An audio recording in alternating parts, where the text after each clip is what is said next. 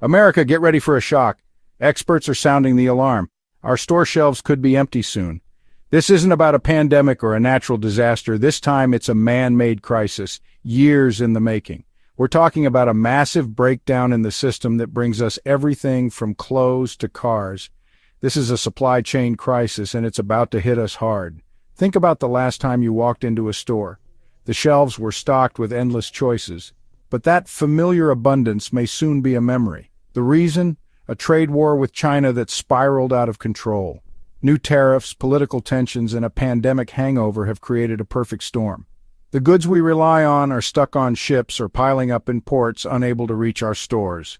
This isn't just an economic story, it's a story about your life, your family, and your future. The prices of everyday items are skyrocketing, basic goods are becoming scarce, and the American economy, already on shaky ground, is facing a new and serious threat.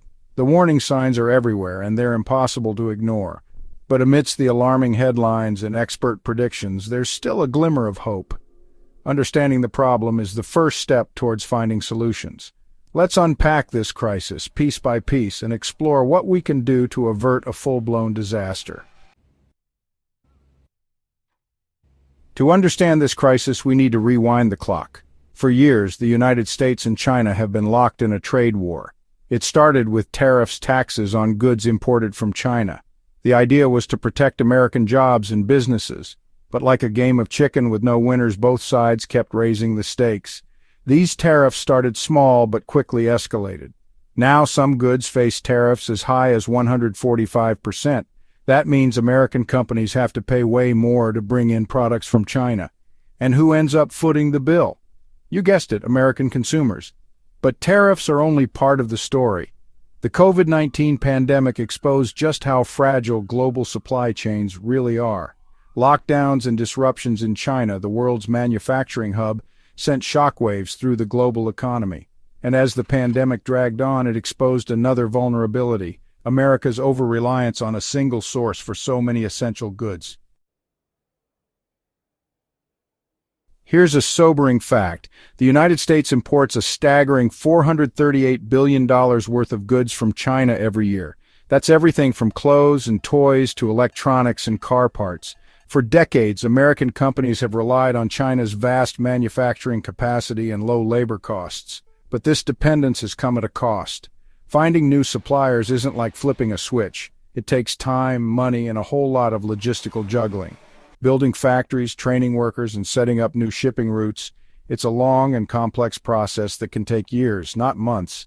And in the meantime, American businesses and consumers are left in limbo. Some argue that we should have seen this coming. The risks of relying so heavily on one country were always there, lurking beneath the surface, but the allure of cheap goods and the complexities of global trade kept the system humming along until it didn't. Now we're facing the consequences of years of short-sighted policies and a failure to diversify our supply chains. The evidence of this crisis is piling up, literally. Take a look at our ports. The lifeblood of global trade, these bustling hubs are now clogged with ships, some stranded at sea for weeks. The number of ships waiting to unload at the ports of Los Angeles and Long Beach, gateways for much of our trade with Asia, has reached record highs. And it's not just the ports. Shipping containers, those metal boxes that carry everything from smartphones to sneakers, are in short supply. The cost to ship a container from China to the United States has skyrocketed, squeezing businesses and driving up prices for consumers. The numbers paint a grim picture. Shipments to major United States ports are down significantly compared to last year. Major shipping lines have canceled sailings, further disrupting the flow of goods. And trucking companies, already facing driver shortages, are struggling to keep up with the backlog. You don't need to be an economist to see the impact of this crisis. Just open your wallet. Prices for everyday goods are climbing at an alarming rate. Online retail giant Amazon has seen prices for hundreds of products surge by an average of 29% since April.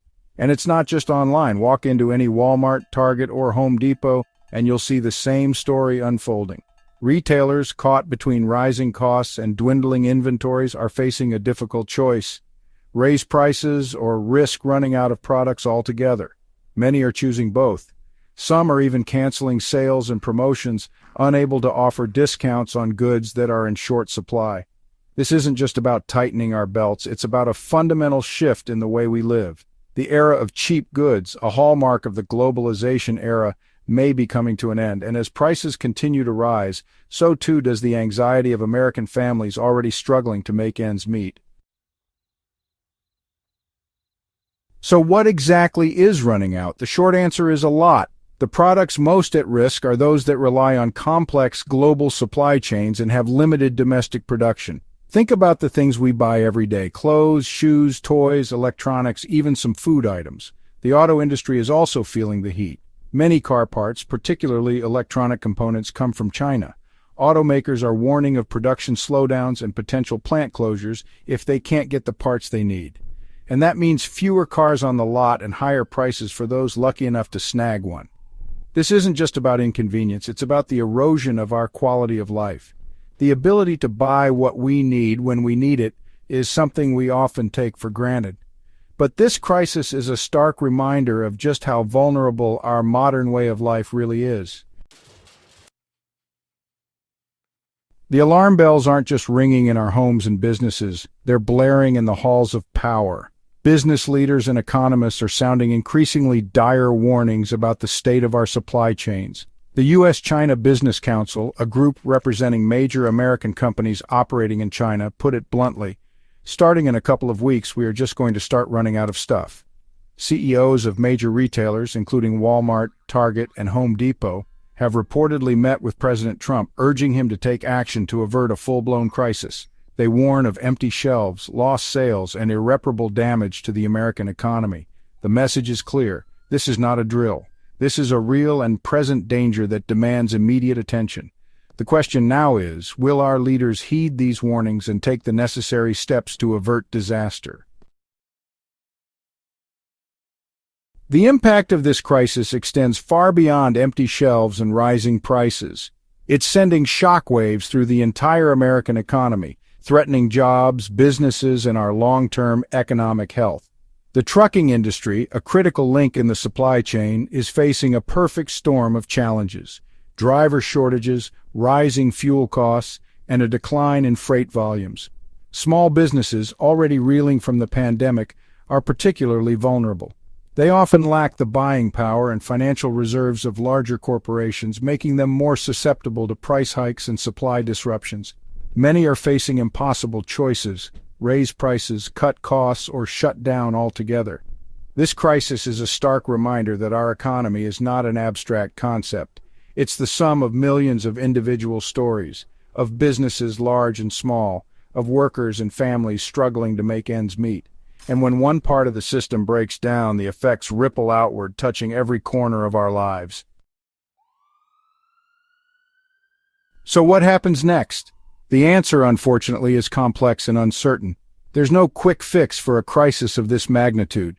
Even if the U.S. and China were to resolve their trade disputes tomorrow, it would take months, if not years, for supply chains to return to normal. Some experts believe that this crisis could be a catalyst for change, forcing American businesses to rethink their reliance on China and invest in domestic production. Others warn that the damage may already be done, and that the era of cheap goods and boundless consumer choice may be over for good. One thing is clear: this crisis is a wake-up call. It's a reminder that our interconnected world is full of vulnerabilities, and that the choices we make today have far-reaching consequences. The path forward will require collaboration, innovation, and a willingness to rethink the way we do business. The stakes are high, but so too is the potential for a more resilient and sustainable future.